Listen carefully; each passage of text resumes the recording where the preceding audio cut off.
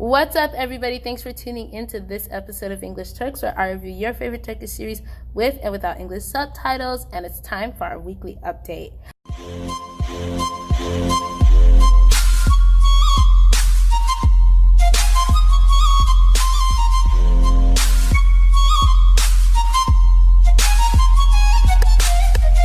Now, normally I would have already posted this video, but actually last week it was very hectic. I think my weeks are getting hectic now that the holidays are approaching, and I have a couple of friends that are getting married, and so I've just been so consumed with life that I haven't gotten a chance to watch my Dizis as normal.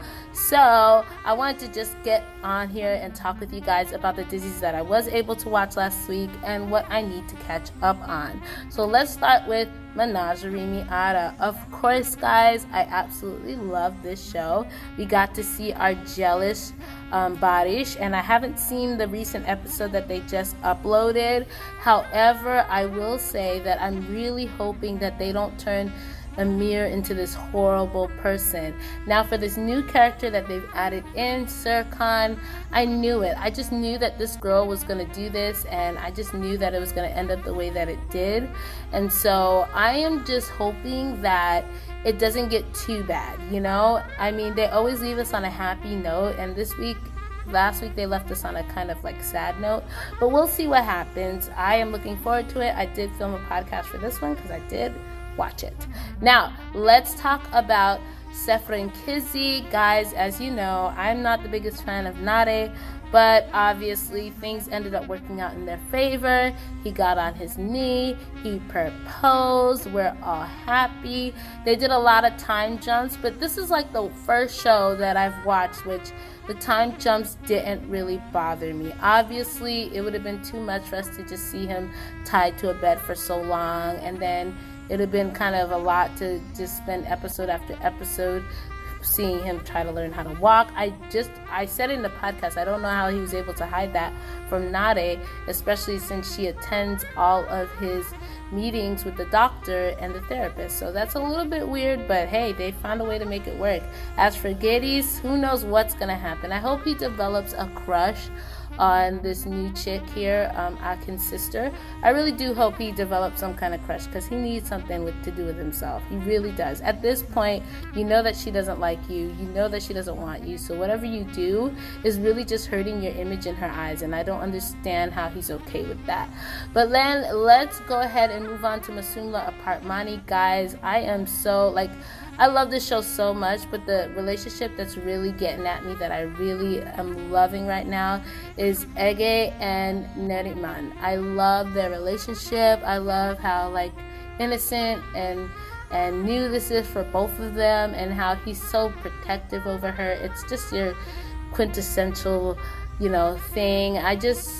I'm hoping that his relationship with Neriman is going to help the situation of Ince and Han, because he's not a fan of Han, but I think with Ince calling him out on his behavior, calling him out on things, he'll probably develop a better idea. Lastly, I wanted to talk about Senchakapini. I did watch the episode. I actually watched it today, and it's Monday, and I have to say that I kind of didn't like the beginning of the episode, but then at the end I just found it very interesting. I love seeing Serkan's mom coming out the house, but I feel like for the amount of time that she stayed trapped at her house, I feel like it should have been a bigger thing, a much bigger thing, not only for her, but for Serkan. He was way too calm about that. Your mom hasn't left the house since you've been a child. That's a big deal, really. And then for her husband also, I don't think he knows very well about it, but I hope they make it a really huge deal, because that should have been bigger than what it was. And I do want to say, when Serkan went in that library looking for Ada, he was trying to get laid. I'm just saying that, I don't want to get, in trouble here on YouTube, but I just feel like he was feeling something and he knew where to get it.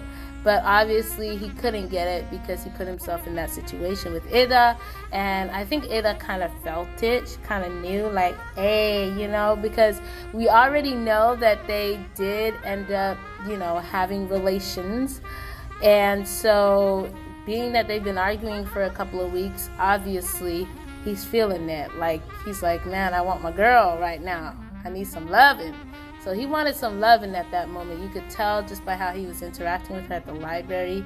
And yeah, he didn't really care what their relationship was like at that moment. He was just like, calm down, come here.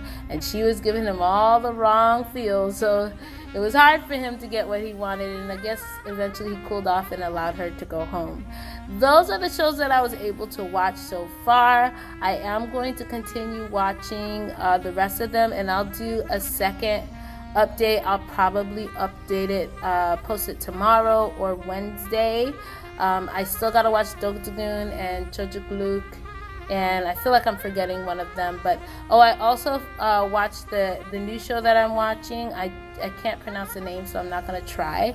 And man, I feel like it drags on forever and not being able to watch the show until every Monday. And now Senchakapini is switching to Saturdays, and so they are messing with my week. But what I think I'm going to do is start doing 2 weekly updates so that I can keep up with all the Dizis and be able to update you guys on a normal basis. So I'll talk to you guys in the next video.